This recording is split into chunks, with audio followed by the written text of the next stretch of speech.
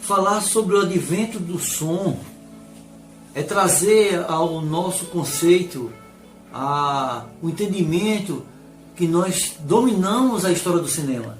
Falar sobre o cinema é entender que é imagens em movimento.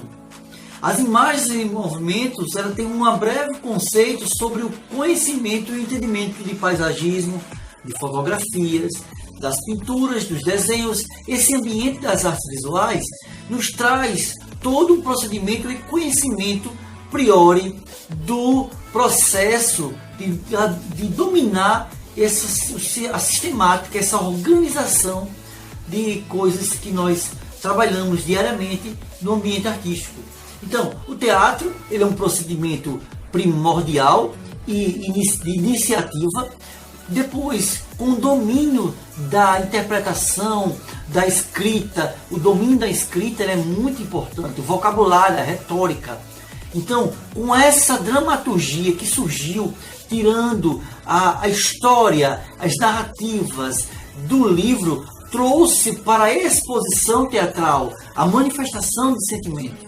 Com isso, começou a ter as ideias das gravuras, os desenhos, as pinturas. E com todo esse processo, começou a registrar isto em formas não mais por escrito, mas sim por imagem. Com as imagens, começou a ter o processo do movimento.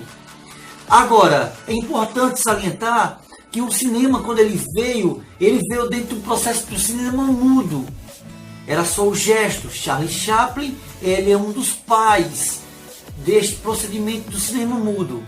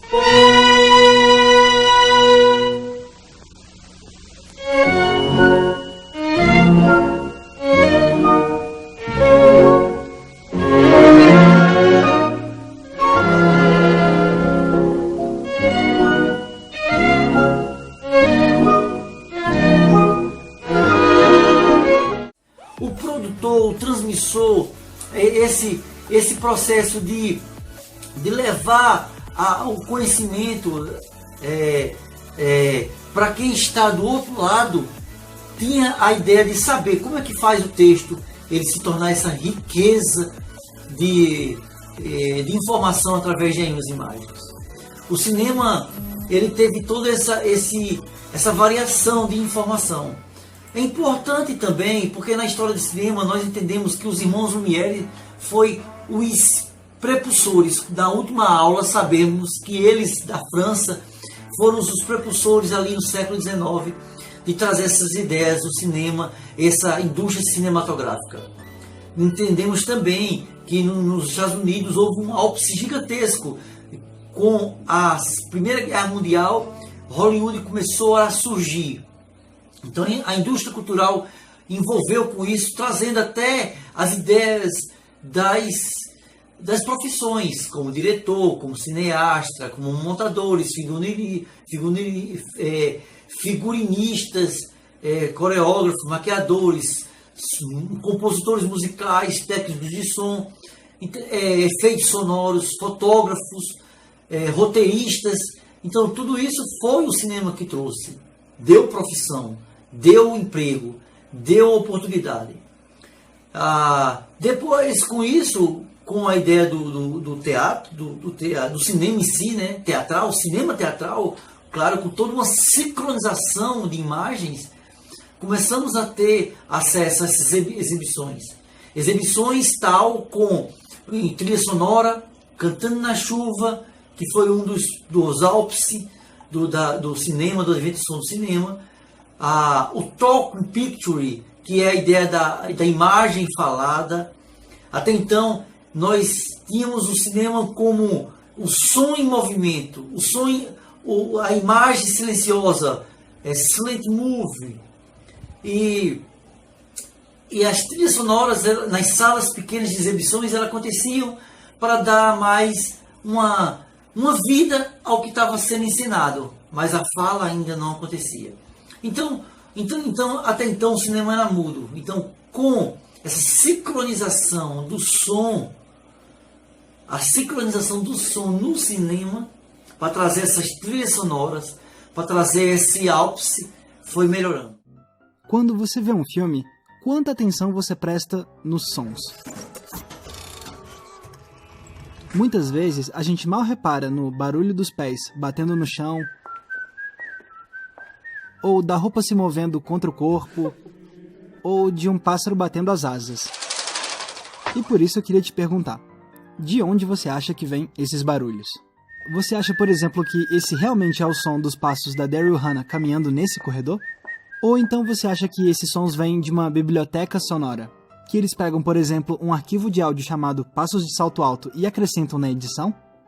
A resposta correta é nenhum dos dois. Boa parte dos sons que você escuta em um filme são feitos sob medida para aquele longa-metragem. Eles são gravados num estúdio em sincronia com a imagem, produzidos por profissionais especializados em efeitos sonoros. E essa arte é o que se chama de Foley. When they shoot a film, the sound is concentrated on the actor's dialogue, so we go back and recreate all these sounds for drama and detail, and just to bring the film to life. Para entender a história do Foley, a gente precisa voltar para 1928. A Universal ia lançar seu primeiro filme com som, o musical Showboat. Eles gravaram os diálogos e as músicas, mas estavam tendo problemas em sincronizar os efeitos sonoros com as imagens. Foi então que um funcionário teve a ideia de gravar os efeitos sonoros ao vivo ao mesmo tempo em que ele via uma projeção do filme. O nome desse cara era Jack Foley. Com o passar do tempo, outros estúdios adotaram essa prática, que acabou sendo batizada em homenagem ao seu criador. Hoje, o Foley é um processo essencial para criar um som que melhore o filme. E sério, esse emprego parece ser um dos mais divertidos dentro da indústria de cinema. Começando pelo local de trabalho, que parece quase um playground. Os artistas de Foley trabalham em um grande estúdio construído especialmente para eles. Esses lugares vão contar com diferentes tipos de solo, com banheiras para criar sons de água e ainda com uma enorme coleção de objetos. No estúdio, eles recebem os trechos dos filmes que precisam de efeitos sonoros e a partir daí eles vão utilizar todas as ferramentas à disposição deles para criar sons de passos, de chuva caindo numa superfície, de vento, de corpos caindo, de objetos. Artistas precisam ser ainda mais criativos quando eles precisam inventar sons para coisas que nem existem na nossa realidade. Por exemplo, como você produziria o som de um ovo de dinossauro rachando e da gosma que tem no ovo? Que tal casquinhas de sorvete e melão?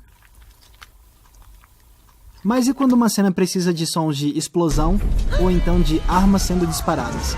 Bom, aí é um caso diferente.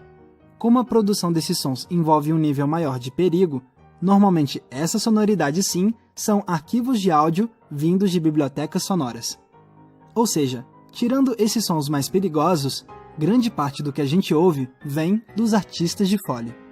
E o que eu acho fascinante nisso é que se trata de todo um trabalho criativo para inventar algo que, se bem feito, nem vai chamar a nossa atenção. E sem contar que eu acho até meio poético saber que, nos nossos tempos digitais, tanto dos sons que a gente ouve ainda são produzidos de forma orgânica e extremamente personalizada. E isso tudo só mostra como, muitas vezes, a criatividade mora até mesmo nas áreas em que a gente nem sempre dá muita bola.